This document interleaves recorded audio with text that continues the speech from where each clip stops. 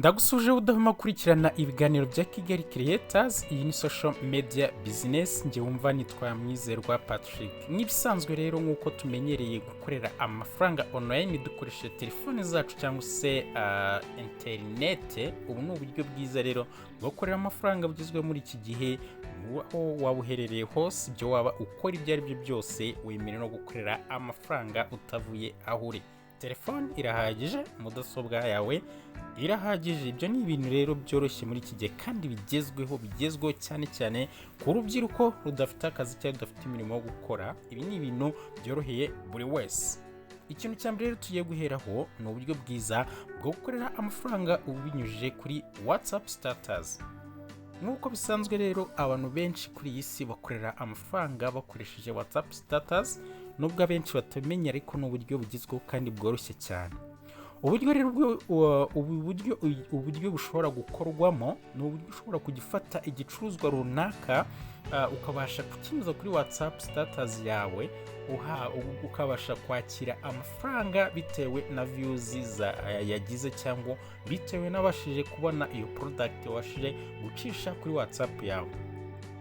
Uburyo impamvu bwinjizamo amafaranga nta kindi, biba bisa nko kuba wahawe kontra na kampani runaka ukabasha kuyamamariza. Ni urugero, baguhaye kontra y'uko ubamamariza telefone niba ihagaze miliyoni n'igice, ikabasha kuba yarebwa iyo status yawe n'abantu bagera ku 100. Icyo gihe ushobora kwakiraho amafaranga agera mu 1,500 mu masaha 24, kuko wabashije gucishaho rya tangazo ryabo baguhaye ubamamarize iyo telefone yabo.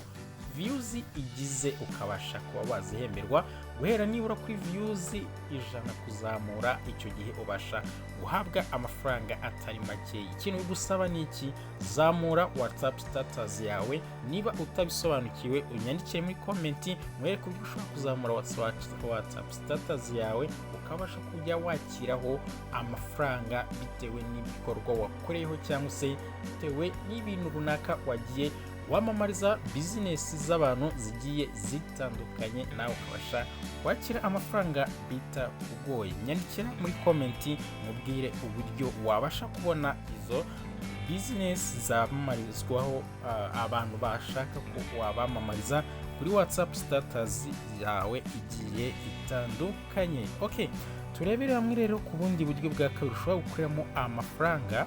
Ni uburyo bita earning money of website cyangwa se apps. Ushobora gukorera amafaranga ucishije ku ma website agiye atandukanye cyangwa se ama apps. Ubwo ni uburyo bubiri butandukanye, kuri website ndetse no ku ma apps agiye atandukanye.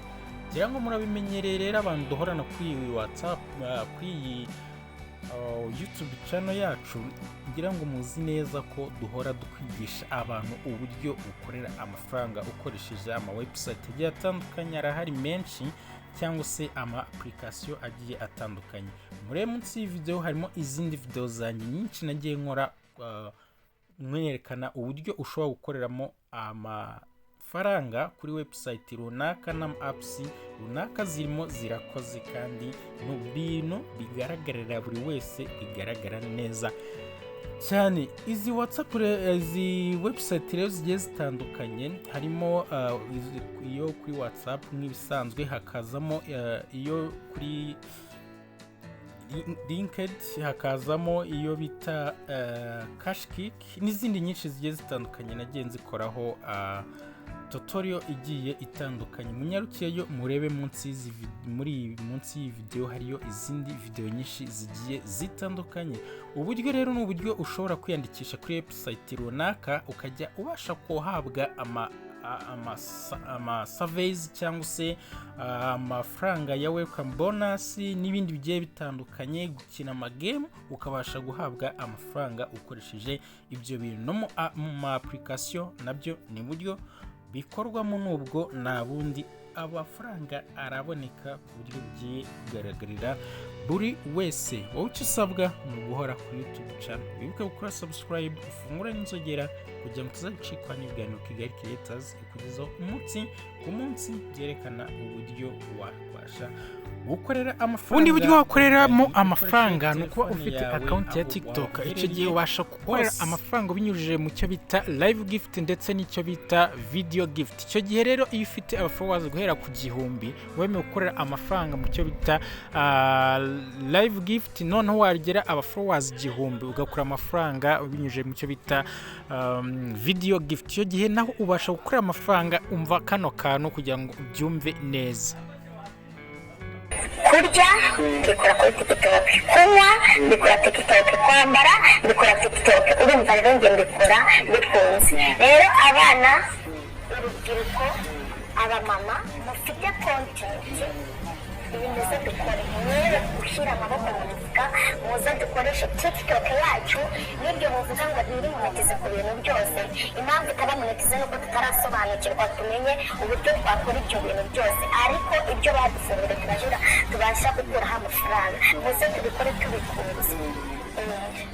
Nawe none tukubaza ese nasha tumaze igihe kingana icyo ukoresha TikTok, ese aho utangiye kuyikoresha nk'akazi n'ikihe gihe wigeze kubona amafaranga ugajya nko kuri live ku munsi umwe wayivaho wareba kuri balance yawe ugasanga amafaranga atangaje? Ese yari angahe nibatareba?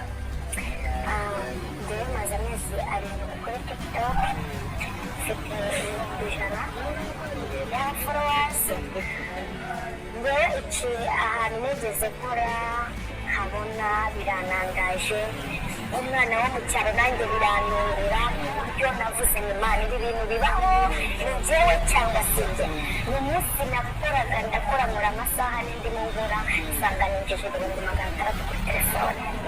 Umunsi amasaha 4 600 kuri TikTok idahemba mu Rwanda nk'uko tubivuga. uko mubifata. Ubundi buryo bwa nyuma rero wakuramo amafaranga ni ugufungura account ya YouTube channel. Iyo ufite YouTube channel, aho ngaho uba wemerewe gutangira ugakorera amafaranga kandi atari makeya. Mu gihe wajya ubasha gukora video yawe wayiposting, ukabasha kugira views guhera ku 1000, ukagira na subscribers 1000, ukagira na watch time 4000. Icyo gihe ubona amafaranga menshi kandi ari makeya. Iki gihe turi muri James Comedy, Scovia yatubwiye ko agikorera radio BNB. Icyo gihe hembwaga 600, ariko atanga ubuhamya avuga ati ubu ngubu amafaranga maje kuyakuba inshuro 3 nibura membwa buri kwezi. Kandi si ibyo byonyine kuko hari n'ibindi byinshi bigiye bitandukanye yagiye abwira abantu bigiye no gukorera amafaranga online ukoresheje social media business zigiye zitandukanye. Wumva umuntu rero turakorera miliyoni zirenga 2 kwezi n'amafaranga atari make cyane. Nawe wagerageza ayo mahirwe. Guys, ndagusaba gukora subscribe ugafungura inzogera kugira ngo tuzacikwa n'ibiganiro Kigali Creators kugezaho. Ciao ciao.